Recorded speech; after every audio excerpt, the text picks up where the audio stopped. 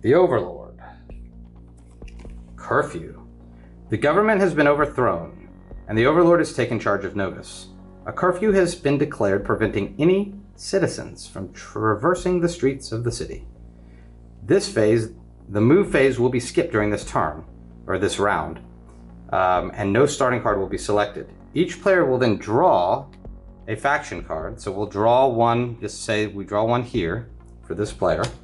Okay, so you would have, if you had 3 to start and you didn't have any more, you'll have an extra card, and then you'll choose one from your hand and play it.